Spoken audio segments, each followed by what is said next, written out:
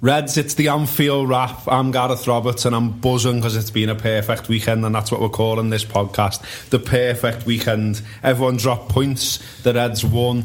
The Reds won. So let's talk about the Reds winning, and here to do that with me I've got John Gibbons, I've got TV Hollyoaks star James Sutton, I've got Melissa Reddy, who's eventually rocked up after hitting some roadworks or whatever, and Dan Austin's here as well.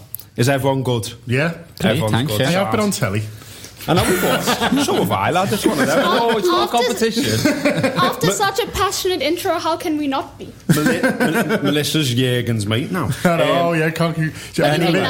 Anyway, I'm gonna revert back to opening questions, because normally when I do these shows I chip them off a little bit, but I've decided to do one today because I wanted to be interactive with our audience. So I asked Twitter this morning, can I have a question? And they've come back, and Jag Sohal, I hope I've got your name right there, mate, probably haven't, Soz. He asks, what's your best accompaniment with fish and chips? It's gotta be a butty and mushy peas, he says. Now, I thought to throw this one in because I had something at the weekend which was absolutely boss in my book, and I reckon there's a possibility you might call me woolly.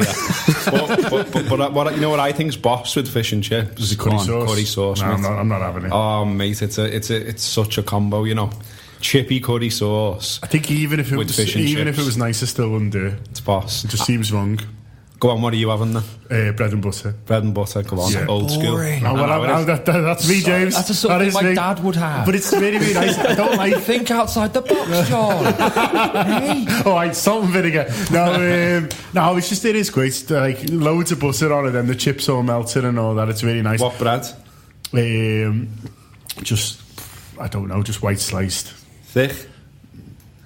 No, not too thick, because you don't want to fill it up. Yeah. And then you've got a half a fish you can't eat. So just nice white thin sliced, I think. Tackling the big issues here, James. I bet you're glad you've come in. I forgot how highbrow this show is. What are you going for, mate? I like beans. Beans? Yeah, Mum. Wow. That's a little bit controversial. Yeah. I think that's more wool than curry sauce. I'm absolutely proud of it. I grew up miles away. How does that work? I'm not a massive tomato sauce fan, and it's tomato sauce is, that's traditionally what you would have. You don't have brown sauce. I'm a brown sauce man, but that doesn't go well. So there's a nice halfway house with your beans, because you've still got your tomato sauce in your beans. You see, so you've got that, and you've also, and who doesn't like baked beans? Okay, Mel. I'm probably going to get slated, but I can't do mushy peas. I detest peas, so absolutely no mushy peas for me. And Tabasco. Oh my God! Hey, you wanted someone to be there, and James, there you go. Game changer. Tell you what, I'm the show now. On that bombshell. Tell you what, I'm just going to clip that bit and put it out there, and if that doesn't make people subscribe, nothing will. Dan Austin, how'd you follow that, mate? I feel they're boring now, man. Just like basic peas and maybe a bit of lemon on the fish, and that's about it. It's a meal in itself. It doesn't need fucking Tabasco and all these mad sauces through in with it, just to make it like, if you're going to have breakfast, tea, dinner, you could put a bit of yogurt in with it, that as well. But I don't know, fish and chips does me. Okay, laughing. That was the opening question, and let's talk about the Reds. Liverpool v West Brom, some general points then. A confident start from the Reds, an early goal, Liverpool cruising. They had the measure of the yard dogs, West Brom.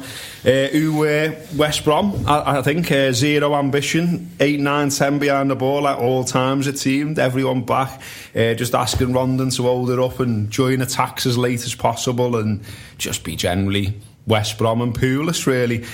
So Liverpool to me, to what I saw, put it to bed fairly early. It was done, it was 2-0, it was laughing, we were all having a drink, it was a good time. And then we went and did the corner thing, and everyone's talking about that again, and talking about Liverpool not being able to defend. Gibbo, I mean, if there's a mild concern, which for me is... I'm not concerned, I'm just putting it out there for the sake of the show. If there's a mild concern, is it that we didn't put it completely and utterly to bed and make it 3, 4 and 5, which we had the chances to do so, didn't we? Yeah, I mean, the intensity that they played first half, I think that was difficult to carry on. I think that first half was as good as anything we've seen this season. I think other performances get more noticed because it's bigger teams and stuff like that. But how West Brom set up and how difficult they are to play against and how difficult they want to make you, I think that first half, I enjoyed it so much watching it. Second half, I think the intensity dropped a little bit, and then the problem is with the goal is that obviously you're a bit nervous, but I think even they responded to that really well. I think they went on the attack. I think they created some really good chances, and Ben Foster just makes a couple of really good saves, doesn't he? So it was much more likely to go 3-1 than it was 2-2. And although you're nervy watching it because there was so much riding on it, because already, you know, you'd seen teams drop points, and then there's even more on Sunday. But already at that point, you're thinking, we really need to win here, and then, you know, people like Andy Heaton in the pub before, they're going, "Oh, be just like us to drop points, wouldn't it?" Now and making it even more nervous. And so, you know, it was nice to be able to do that. And I think if you were to watch back the full last 10 I haven't done that, I think you'd probably realise that it was more comfortable than how we were feeling at the time. I mean, if you look at, we don't normally do a lot of stats on here, Dan, but I mean, if you do want to have a look at them, West Brom had one shot on target in the whole game. I mean, there was literally no threat. And like, you know, we talk about Liverpool not being able to defend set pieces again, that old chestnut, that old narrative. They had 2 corners, and one goes in and all right. And I think there's a bit of fortune, personally, about the way they scored the goal. There's about 10 of them offside for one, and it's just really fortunate the way it falls to McCauley, the way he gets the sort of second bite at the cherry. I mean, Liverpool are trying to win the ball. They've got men around them and stuff. It's not as awful as it seems to be getting depicted by some. And as Gibbo says, you know, a string of chances for Liverpool as well. Firmino probably should have had a couple. Wijnaldum nearly puts one in as well. Klein, Lallana, Chan, they all have chances. Lovren's header as well, which was a great save from Foster. So, you know, another day it could have been absolutely out of sight, and I think it's right what Gibbo's just done there to say that we played some great football. Yeah, West Brom has absolutely no intention of trying to score. I don't think, even when it went to 2-0, he didn't say, right, we're going to set up a bit differently. They didn't push Chadley further forward or anything like that, because they're not about that. They knew that if they did that and maybe pushed the full-backs higher up, we probably would have scored 5 or 6. So I think it was just damage limitation from them and hope for a set piece. And yet they were offside. We didn't defend it very well, so they got back in it that way. But I'm a bit of a sadist. I think I quite enjoyed the last minutes. I like it when they make me feel alive. Because otherwise, if Liverpool had got the 3rd goal in that game, we all spent the last 10 minutes going, this was good, wasn't it? We'd be going after. That sounds great. I'm not really paying attention. Sounds brilliant. It does, but I don't know. I like the rush of being of being stood there until the referee blows that whistle. Find Dan with an orange in his mouth or something Monday. That's because you're not having to do match reports and post-match analysis. Trust me, you didn't want anything to happen in those last few minutes. No, I'm not saying I wanted West Brom to score. I'm not saying that. You just want to feel alive. Yeah, I just want to feel like there's an involvement here. Like I still need to be on my toes. James, I mean, it has got people running around again talking about Liverpool's defence, and Klopp was quite angry about it seemed in the press conference that they played well, the defence. I mean, you know, that Rondon's not easy to handle. He's a big lad. He gets the balls played up to him. You know what they're going to do, but stopping it is another thing. And they did stop it. I thought, you know, both centre halves dealt with that well. By and large, you know, there wasn't a lot of dangerous balls going in the box or anything like that. You know, you wasn't on edge. No, it was just that goal, wasn't it? I haven't even thought about our defence for weeks. Like, genuinely going the game or watching it on telly, I haven't even thought about it, which says so much about how much they've progressed as a unit. You know, Lovren is now, you know, an actual assured defender. He's not pissing about making everyone nervous. Yeah. You know, and he's got big, strong lads around him, and it's Matip's brilliant. Oh, he's fabulous player. Yeah. And also, you know, when better than Johnny Stones. It's a given, isn't it? But also, you know, just going back to West Brom scoring, we were all on edge. We were all nervous in the stands, but the players weren't.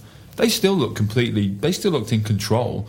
Well, you know, yes, West Brom were pinging balls in left, right, and centre, but nobody looked worried. Nothing was beyond their control. And the set pieces don't really bother me that much, to be honest. We'll get better at them. We've got to. We can't get much worse. And they didn't shift the game plan, did they, Melissa? Like James is hinting at there. He just stuck to what Liverpool do. I mean, even when Lucas is on, just coming on there, you know, to make sure he's got enough games for his champions winning medal. Like, you know what I mean? So he's just coming on to get his numbers there. But I mean, he's coming on and everyone's defensive midfielder, but he's charging forward to join in attacks and all kinds. So it's like, you know, Liverpool just kept on being Liverpool. They were confident in being Liverpool and in that they were going to win the game. Absolutely. I think Gibbo made a great point earlier that first half was as good as anything we've seen this season, and it won't probably get as much credit, but Liverpool completely nullified West Brom. West Brom are really great at being West Brom. Tony Pulis is really great at stifling teams, and Liverpool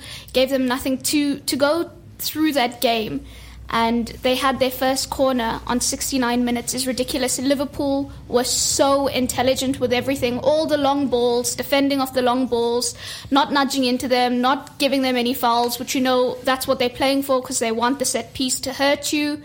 And Liverpool completely turned it on. They were so authoritative that aside from that corner that Macaulay scores from, there was only ever one team in it. Liverpool were absolutely ridiculous at times. I mean, some of Firmino's touches, I felt sorry for the West Brom players. You just couldn't live with Liverpool at all. And on the set piece, spoke to Adam Lallana afterwards, and he said the problem is they need to be more aggressive. They've got a passive starting position. And if you look at the way they defend that the corner, you can tell then it's West Brom are just sharper in reacting to what's happening because Liverpool are quite passive. And the other thing is, Robbo, you said, those lucky bounces, they won't happen all the time.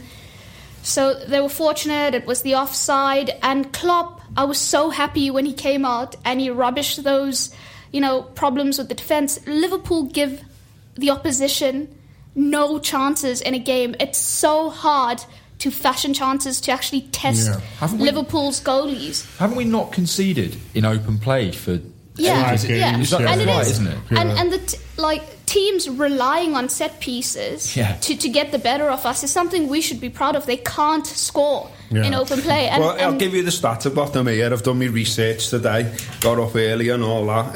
Liverpool had 21 shots, 7 on target. West Brom had 7, 1 on target. Liverpool had 68% possession. West Ham had 2 corners. Sound. Where's the fire? I mean, we talked a lot last week about sort of this weird, I think Klopp's still trying to work on our mindset as fans, I think, because not only did he mention the atmosphere after the game, he's mentioned it again today in his press conference. He keeps talking about how that's so key to what Liverpool, should be doing on the pitch, the intensity and everything else. And it seems to me, and I got a little bit annoyed by it at the end of last week about everyone dressing up West Brom as almost, they're like Barcelona, aren't they? I mean, Pulis, he's such a king of set pieces, and that's what we can't defend against. And we always struggle against these sides. And here's some stats about Pulis and all this, and even the Echo are writing stuff about, Liverpool struggle against physicality and all this. And it's like, why are we all telling ourselves, building up this other team as being absolutely great? We can play them off the park, and 2-1 doesn't look like we did that, but we did. I think you're right. I think that's something that Klopp is trying to install, and I think he's been great with the press last week or so in terms of what he's talked about and what he's looked to get from the experience, really, which is obviously positivity around the place. And I thought he was great last week in the run-up to this when he's talking about, we're going to come up against tough teams, but we as a team don't worry about the opposition. You respect them, but we just think we're just going to win, whether it's Man United. He said, you're not playing, a shirt. You're playing other footballers, and you're not playing a name. No one's ever been beaten by a name unless you get it into your head. You go out and beat 11 footballers, and he said that we always feel like we can do that, and I think that's right. And if he can get that into the players, then our record against West Brom doesn't really matter. Joel Matip wasn't walking around the pitch going, but he lost a 2-goal lead a few years ago. He's not bothered. He wasn't even there. He was messing about in Germany. Do you feel like that's getting through to the players, really, and that kind of vibe that he's putting across is getting through to players and fans, and that's what he's very good at. We've talked. There's been a lot of discussion around football about how certain managers use the media and things like that. So Mourinho, a big example at the moment of he says this because of this and stuff like that, and creates the Conte controversy, so everyone doesn't talk about Man exactly. United. And there's things like that, and there's things about what he said after the game, and you sense with Klopp he can't really be bothered with all that. But what he will do is think, well, I'm talking directly to to my fans now and to the fans who go in the game, and I can change the way they behave. And the players are probably watching because he's gold, isn't he, Klopp? So they probably go, oh, we'll watch the press conference because he's a bit mad, our manager. And so he knows that they're hearing the same things he's probably saying to them in the dressing room and in training grounds. And I think that helps. So for him, it's all about installing this, from doubters to believers, which he said on day one. Well, I think what was good, Dan, in what he did talk about afterwards was he talked about basically how good West Brom are on set pieces, and I think that's a point worth making. That we can all do them down and say, well, they're just a bunch of big yard dogs. They are big, by the way. They're probably the biggest team in the league. I haven't researched that one. Should have done, but I'm taking a wild guess. They're all big lads. It's hard to defend against. Brunt puts in a decent delivery as well. So when you put all those things together, it is difficult to defend against. And they've scored 70% of their goals this season from set pieces. They've scored more from corners than any other team in the league this season. You can see where I'm going with it. I mean, I'm trying to us on air to change the narrative, if you like, because I'm almost sick now of hearing about Liverpool's defence when, to me, it looks pretty sorted. I mean, we still don't know about the keeper, and we'll come on to that a bit later. But, the centre-halves, to me, look solid and happy with each other. There's no conversation about Milner anymore. He can play left-back. He's fine there. He's doing a good job. Klein on the other side, the same. So, no fire whatsoever about the defence. And yet, every time, it's the easy option to go, oh, well, we've got a dodgy keeper and we can't defend set pieces and blah, blah, blah. And it's like, well, hang on, can't we just talk about something else here? Because that it doesn't seem to actually be the case. I think it's important to note that wherever he goes, Tony Pulis always makes sure he's got an endless supply of big, massive meatheads to bring in and out the team. Like Johnny Evans is banned for the other day, so he brings in Jonas Olsen. So he's just got this array of lads who are 6'4", 6'5", and you saw with the goal the other day. I don't know whether it was Olsen or McCauley. It was someone in there anyway that Firmino was marking. And maybe it just comes down to simple biology. We haven't got lads that are that big, so they're going to get beaten by ones who are 4 or 5 inches taller than them. And then what are you going to do with Firmino? Put him on a medieval torture machine and stretch his limbs out? I'd actually seen on Saturday, we had, I think it was Coutinho's free kick that Liverpool had, and Klopp was shouting to the players and telling them to be more aggressive, even in attacking the ball, and then on the other side as well, defending. I think it's just generally we need to be more aggressive, both in attacking set pieces and defending them. And I think that's just the issue, the passiveness that needs to be eradicated. But like you say, Dan, Klopp was saying they're bigger than I am, and it's hard to naturally defend against that team who 90% of what they'd be working on is the thing they're really, really good at, which is that. And the fact, like I said earlier, that Liverpool restricted them to so few opportunities to hurt them from those kind of situations was a very, very positive thing. I think what's important now, James, to me as well, is that what we're seeing now from Liverpool. It's still early in the season, and people are talking about not getting carried away after 9 games in the Premier League and all that. But I mean, it's a bit boring not to get carried away, isn't it? But what's interesting about those 9 games is that Liverpool are getting results against different types of football teams and different types of tactics. The big men, the physical men, the fellas who can knock it round a bit and play nice football. I mean, look what Chelsea did to Manchester United. All of a sudden, our result there at Stamford Bridge now looks even better than we thought at the time. So, because if you give them space and you let people like Hazard play and all the rest of it, then they'll undo you, and that's what they did to United. So, there's loads of reasons now to be positive about Liverpool, not least that they've got loads of ways, it seems, of winning a game. They can grind it out, they can get stuck in, they don't mind the physical stuff. They're obviously all absolutely working the bollocks off as well, it must be said. I mean, there's a clip going around, which I'm sure you've all seen by now, of Firmino basically running the length of the pitch to close down, and like 3 of them all just converge on the West Brom attacker, including Firmino. And this is, I think that's second half as well.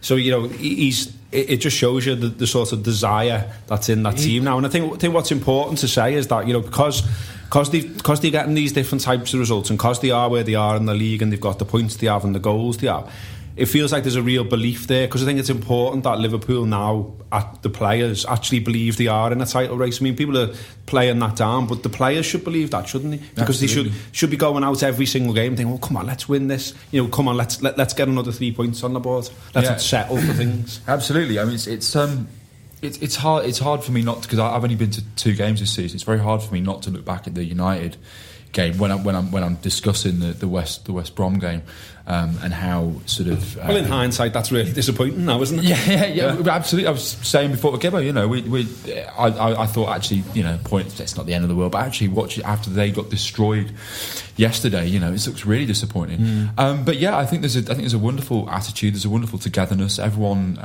people, they all look like they're enjoying their football.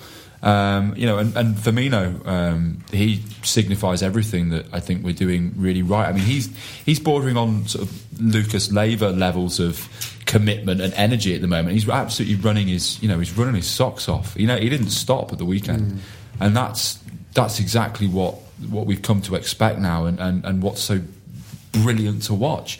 So yeah, I'm as excited as everyone. Oh, fuck it, let's start singing some songs, man. Let's start having a good time with it. I know it's that thing. Let's not get too excited, but that's what it's all about, isn't it? Yeah, the way they're using the energy from a defensive point of view is brilliant, though, to watch. And people talk about the gegenpress and how it's an attacking tactic, but there was so many times at the weekend against West Brom that we just got men back so quickly that it just made it so hard for them, even if they had a sniff. And that's why we were saying they've only got one shot on target. We're talking about Liverpool from a defensive point of view. Well, big part of that defensive unit is just how hard it is for the opposition to get anywhere near the goal.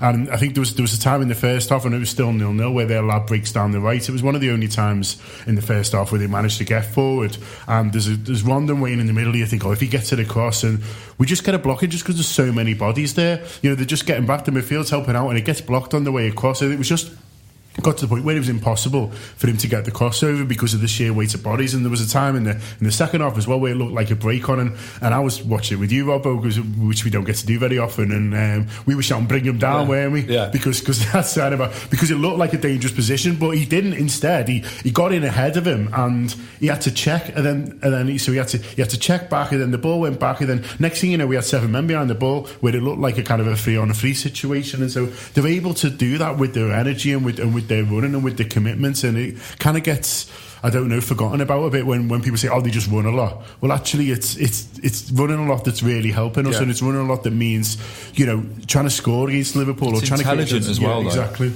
If you listen to the opposition managers, sometimes even before the game, so the pre-match press conference, but especially afterwards, they all tell you that it's so difficult to play against Liverpool because they're such a talented bunch of footballers, but more than that, they're tireless. And in the mix zone, when you're waiting for the players to come through, a lot of the opposition guys stop and talk as well. And the recurring thing with all of them, even though you're not, I know Mourinho didn't have anything nice to say about Liverpool and how Liverpool have been playing this season. Yeah, but Wayne Rooney, exactly. But Wayne Rooney and Ibrahimovic both stopped afterwards, and they spoke at length about how well Liverpool have done, and the problem with playing Liverpool is that while they're so good on the ball, when they lose it, they're so desperate to get it back that it gives you no chance to build up any sort of rhythm or momentum in the game, because they're always on you. They'll hurt you when they have the ball, they hurt you without the ball. They'll hurt you defender and attack. Well, that's exactly it. That's it. And Klopp, I think, sometimes gets annoyed when people go on about how much energy Liverpool have, how far Liverpool run, because for him, what they're doing is just ordinary. It's what they're supposed to be doing. So if you ask him, are you satisfied? No, he's not, because there's nothing to be satisfied about. This is what we want to do. He said today, you've been at the press conference, he said today, hasn't he, that we're nowhere near the perfect performance yet as far as he's concerned. He seems like he talked about the Swansea game, didn't he, and said, there was no rhythm in that game, and we sort of got away with one a little bit. But in terms of what you're talking about opposition managers, I've got this one here as well, and I'll use the opportunity. Poulis said about Liverpool afterwards that Liverpool are as good as anything we've played against probably the most difficult test we've had so far. Their front five, their movement's outstanding, their rotation around the ball and around that forward player is excellent, and their interchanging is impressive. Liverpool have spent 200 million on those front 3 or 4 players. It's not bad, is it? Coutinho was 8 million, mate. Firmino was 29, and Mane was 30. 34. Not sure where you went to school, but you need, if you had loads of caps and white trainees up, it doesn't add up to that 200 million.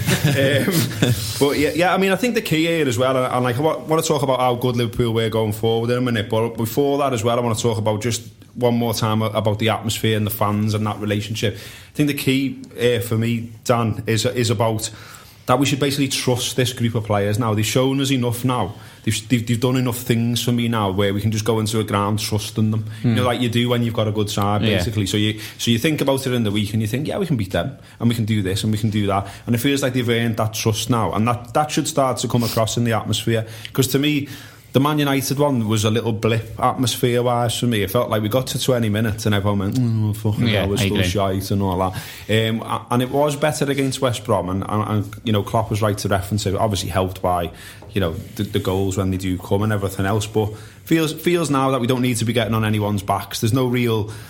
The people who are regularly playing for Liverpool right now, there isn't a problem child there isn't a player there that we need, there's any doubt about in terms of the effort they're putting in or anything like that. So get behind them. Yeah, I think it was a massive improvement. I really didn't enjoy Monday at all, to be honest. It felt like it felt like a season's worth of build up, didn't it, for that 3-week break. And then it just killed it, especially because it was the Monday night. It was just, I didn't enjoy it at all. But Saturday was well better from the start right up until the finish as well, as you say about them, trusting them and stuff. That last 10 minutes after West Brom scored, the songs kept going and stuff like that, which I think is a sign that everyone sort of believed in them and wasn't thinking, these are going to get another one here, aren't they? And that is probably a sign of having watched them now for 7 or 8 weeks at the start of the season, thinking, you know what, we are actually quite good, aren't we? And then the whole passage from last season where the atmospheres at the end of Rodgers' time were probably the worst that I've ever experienced. It was really like no one wanted to be there. I don't think it was the staff, the players, the supporters, no one wanted to be there. And the immediate shift when Klopp came in, everything has just changed, and I feel like that's improved gradually. Obviously we're not going to get back to something like Dortmund until something like Dortmund happens again, but for that whole year I feel like every month the kind of regular atmospheres have been getting better and better, and I reckon that's partly down to the fact that everyone looks at the players and thinks these are all quite good, aren't they? We might actually be going places here. Exactly. So let's get into a few specifics then. I wanted to have a little chat about Karius, because I know Melissa's come armed with an agenda on this one, desperate to speak about Loris Karius and the endless debate already that exists about this goalkeeper. Some of the Anfield Rap contributors seemingly spending 24 hours a day discussing Karius, which is a bit mad lads gibber. But anyway, Melissa, I thought, largely a quiet game for him. He doesn't have a lot to do. We've discussed the stats already. If I want to be harsh, I think he comes for one cross and misjudges it, and it goes out and they get a corner. He perhaps is slightly ponderous on the goal. Could he maybe be a bit bigger and faster? I don't know. But ultimately, we haven't seen very much of him to be making any kind of judgments. He's not having to pull off loads of saves. Liverpool are defending well in front of him by and large. So it's hard to make any judgments, isn't it? I mean, Klopp said today, hasn't he, that he's the number one and Mignolet's the number two. Mignolet's starting tomorrow against Spurs, but he's made it really obvious that he's sticking with Karius, and Karius is the number one for now. Yeah, it's quite a multifaceted discussion because there's so many elements to it, but people are creating a narrative when they've seen so little of him, and it's just madness. It goes back to James Milner. There's no chance he can play left back. You know what? James Milner's he's a pretty decent left back. He's the best left back in the league. It goes back in the to world. Well, Roberto Firmino's not just suddenly started doing all this off the ball movement and all the tirelessness that we've been praising. He's been doing it, but people used to say, "Oh, what does he do anyway? We don't see it. We don't see what the point of him is." Adam Lallana is just a fancy pants. We can go through the squad and talk about all these judgments that have been made too quickly with little foundation, because I think even when things are going well, people always need something to be negative about or to hold on to or to criticize, and I think that's why Klopp came out so forcefully with the whole defending issue, because it isn't really an issue when you look at the stats and if you look at how the opposition struggle against Liverpool. Now, the thing with Karius is I saw people slating him because he hasn't made a save. There's nothing to save. Liverpool aren't letting the opposition shoot. And the thing about him and why he's been brought in, why Klopp said today that he is the number one, is he allows Liverpool to exert their dominance through the length of the pitch. So Liverpool are playing higher up and are able to implement their game plan, a little closer to where they want to be. Because this is the sell, though, isn't it, Melissa? Yeah, but have we seen that much of this yet? Yes, yeah. He's not. He's not like standing on the halfway line, like putting tackles in, is he? I mean, we keep hearing about that's why he's being bought, but I just don't think we've seen anything much of him. Full stop. Can you not see the difference in his starting position? Compared to Mignolet, obviously, yeah, because Mignolet loves his line. But what I'm saying is, I just haven't seen enough. I just haven't seen the ball down that end of the pitch enough to be making any, huge judgments about anything he does, good or bad. Exactly. But to slate him for things that he hasn't had the opportunity to do is madness. Yes, I understand the indecision is obviously a problem. It hasn't really affected Liverpool much yet, but he needs to come through that. I think Swansea was probably such a bad experience for him because he played against Derby. And Liverpool was so assertive and dominant in that game, which is very much his own, playing style. And he looked at that and he must have thought, yeah, decent this. Go to Swansea and Liverpool are all over the shop in front of him, which then probably he thinks, oh, goodness, what's happening here? This is not what we've worked on. This is not how it's supposed to be. Quite difficult, this. But he was getting slated for things. On Saturday, people were saying, I don't really see what more he adds. But with the distribution already, because he's able to distribute so effectively and efficiently, it means that the opposition, again, don't have the chance to build up any rhythm. Because the ball goes to him, he doesn't kick it away. He's finding someone just at the start where the ball comes in from the right and he pings it straight to James Milner, and Liverpool just recycle and carry on. That's all those small little things feed into what Liverpool want to do.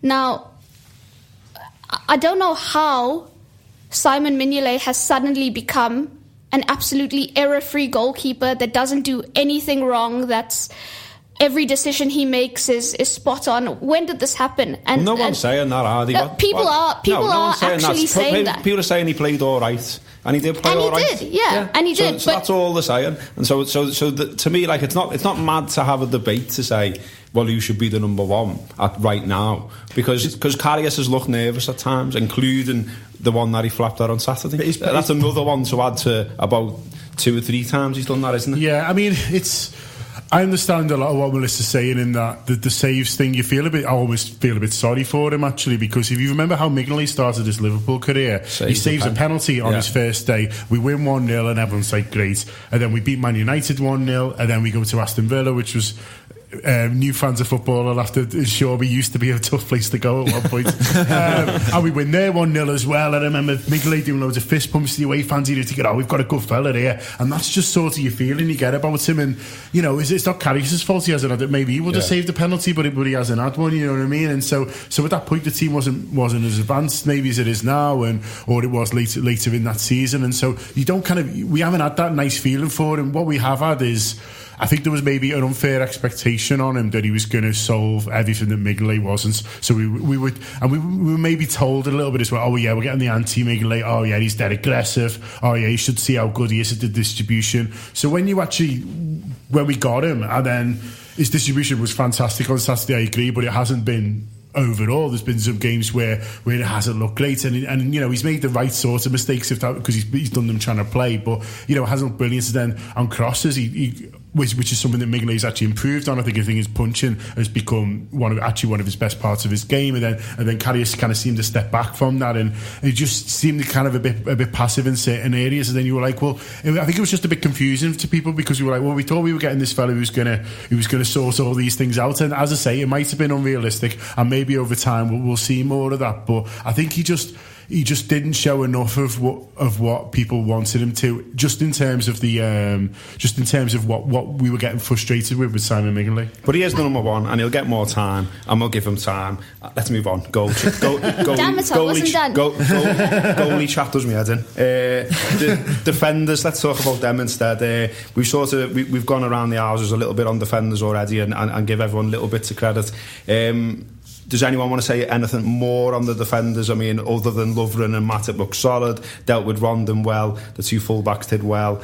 Klein put a great ball in that Emre Can, nearly scored for me, deserves some credit for what a ball that was right away. I think Milner also played a cracking ball to Coutinho at one point, which also deserves loads of credit. Anything else to add on the defence?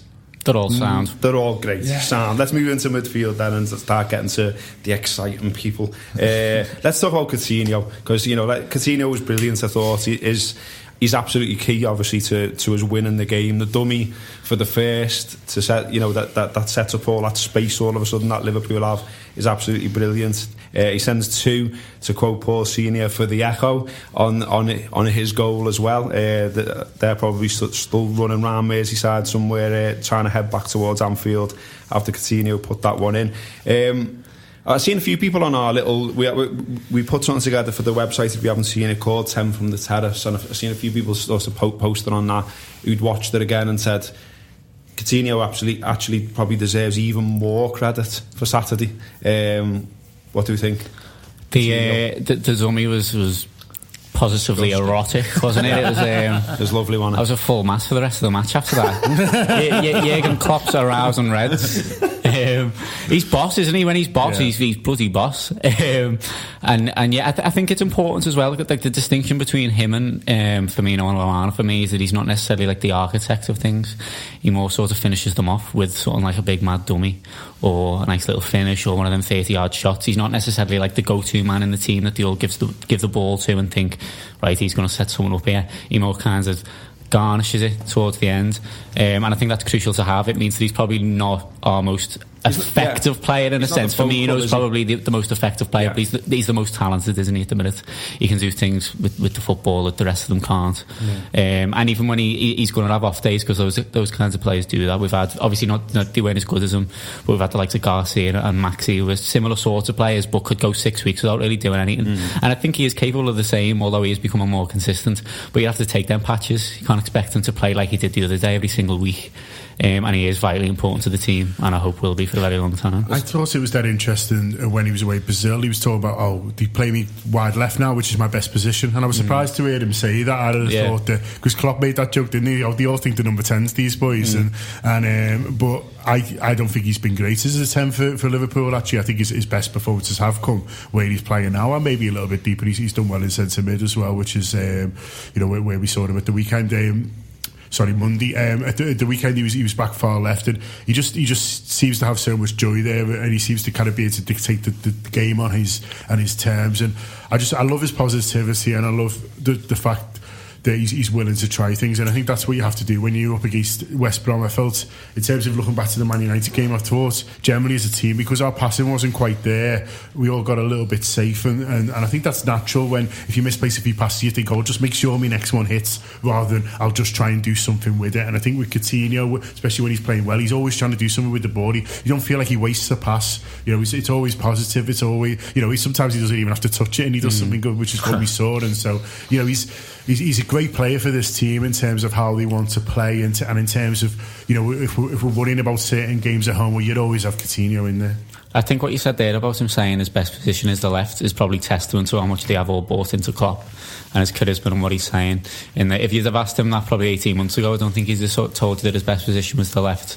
But he's come in, changed a lot of them round, played Henderson sort of holding midfielder, made Wijnaldum a centre midfielder, and everyone, supporters and players as well, seem to think, right, yeah, we're good like this, we'll keep going. And the rhythm's there, so that they all are completely bought into it, and we're winning games. What about Emre Can, Melissa? There was some questions about him in his previous performance from various people. This time, to me, looked a bit more assured, looked a bit better, was driving forward, seemed to be more sure about what he was doing in the game. Look better? Absolutely, yeah. You can't judge one performance against the other, as in it's not that he wasn't off the pace in the previous game, because he was so on it in this one. There's both that he did look jaded, or just not sharp enough. But on Saturday he was phenomenal, like you said, driving, dictating, looking to make things happen. And that goal with Coutinho's dummy, the foresight Coutinho has to do that, because he looks at Milner and then he looks behind him and he sees Emre making the run. But then that's just intelligent football. But then what Emre does as well is he drives forward centrally and he draws 3 defenders in, which then creates a space for Firmino and Mane on the outside of the defenders, which then allows Firmino to get the ball. Mane's free to volley in.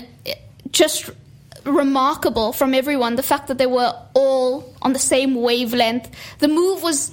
It was like Liverpool had scored that goal before the goal was even scored, the way they were all thinking they could all piece it together. And it was just unreal. I didn't get a chance to speak about Coutinho. You guys know how much I love him.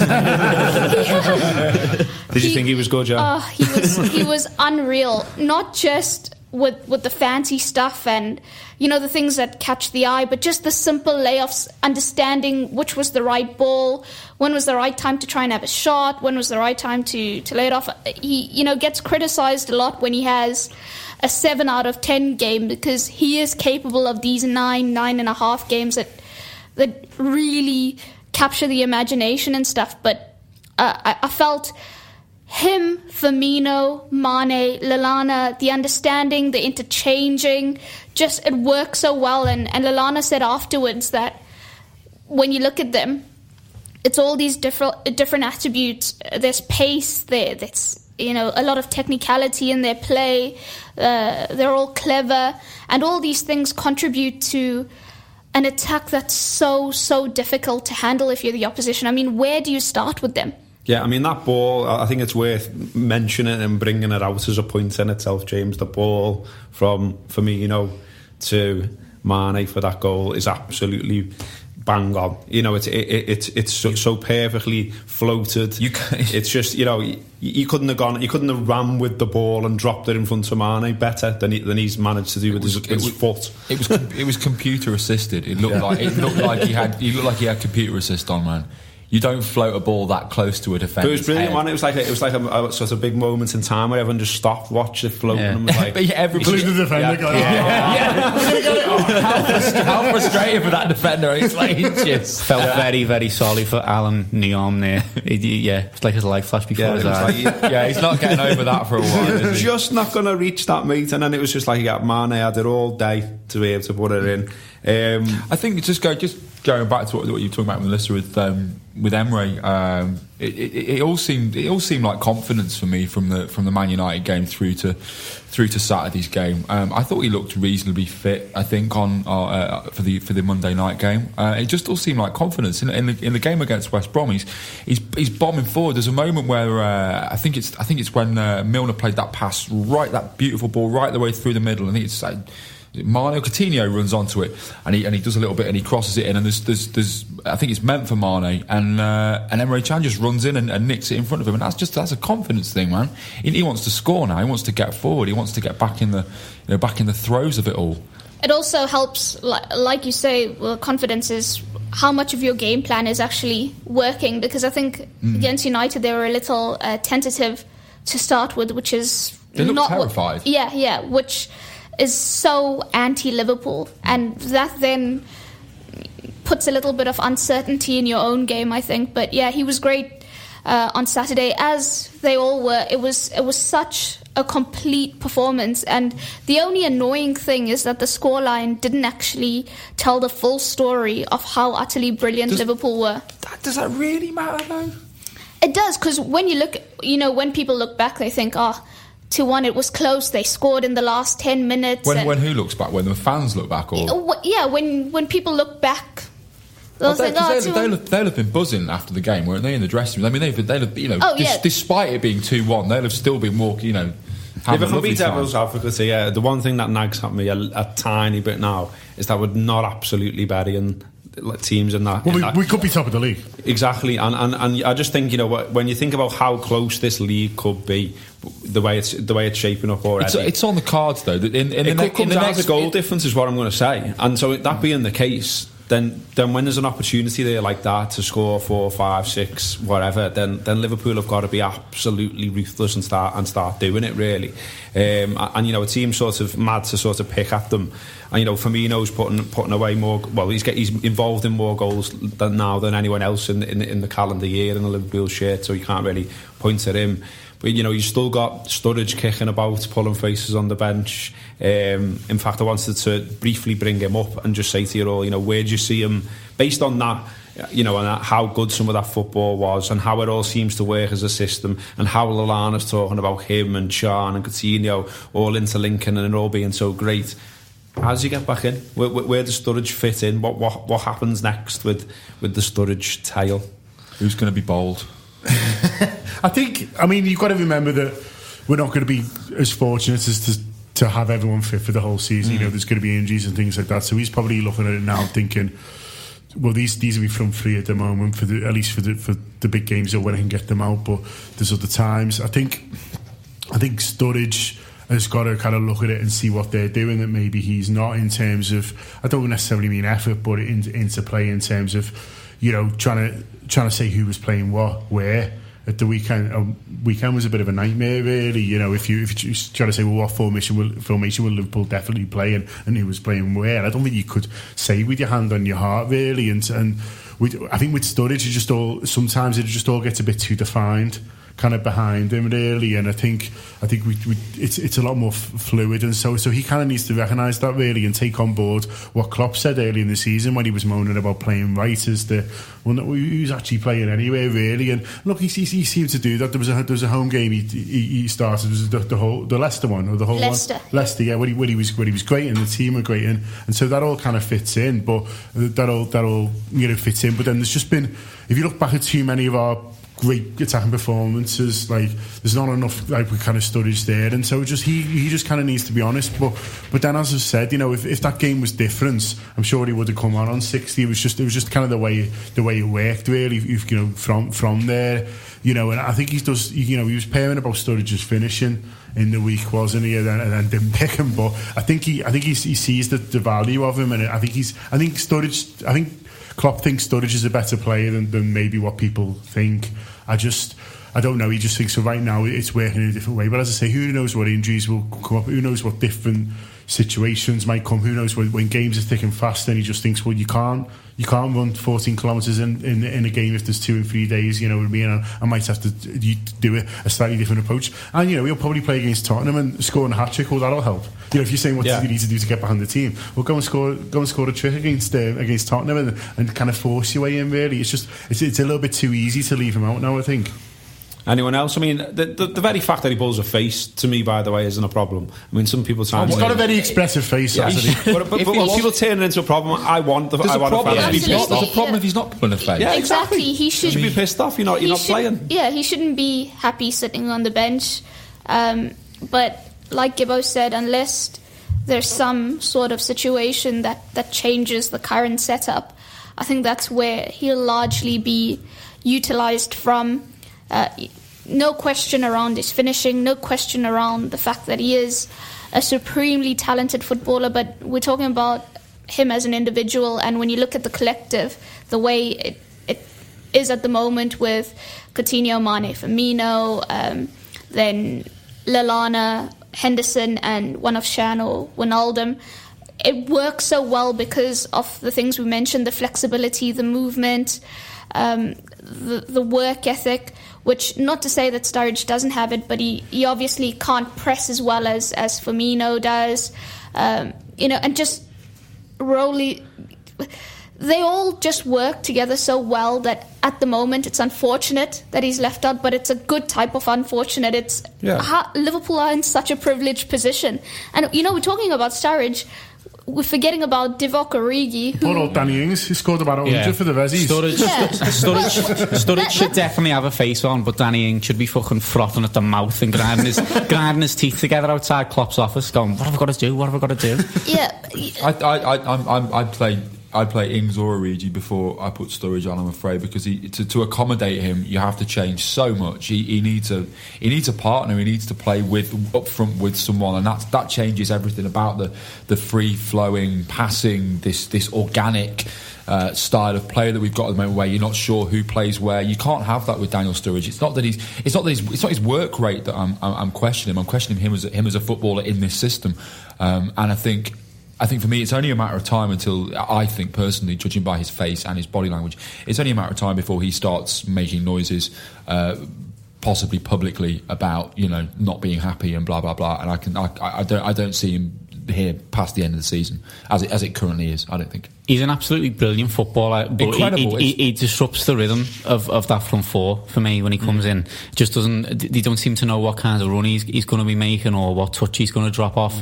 The Lallana and the front two we've got at the minute seem to be on exactly the same wavelength, and he's just a little bit off kilter with them, so it doesn't work as much. I will just go back to that Leicester game though and just say it seemed to work pretty well that day, and I had really high hopes. I went away and thinking, finally we've got the big home performance from Sturridge in a big game that we were hoping for, in terms of, because he just seemed to fit in so well to everything. And then he's a little bit lucky against Man United because it's not just him, and then he kind of ends up looking a bit isolated because everyone's going deeper and deeper. I don't know. I'm not prepared to kind of write it off yet. I think he's got a lot to do, but I think that Leicester game does show it can be done, but I think it's as much for him that it is for anyone. I think it's dead funny that Klopp keeps talking about that run he made against Leicester where he didn't even touch the ball. Like, it must be like the most talked about run where someone doesn't touch it. He just keeps talking like he references it all the time. But it's as if he's saying loads of that, Dan. You know what I mean? Loads of that. Absolutely.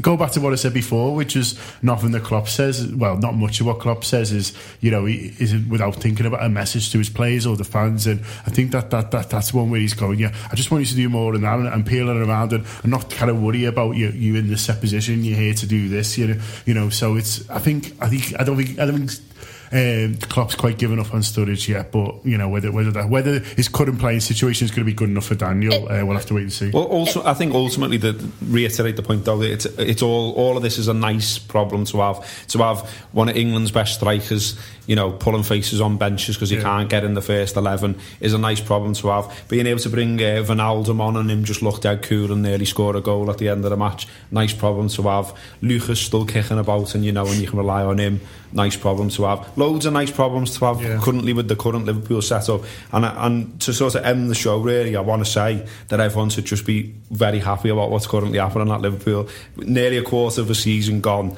we're joint top on points, we're scoring, no one scored more goals than us in the league, we're absolutely flying, no one else looks outstanding or unbeatable from what I'm seeing. City have got troubles, we've already beat Arsenal, we've beat Chelsea, we should have beat Spurs.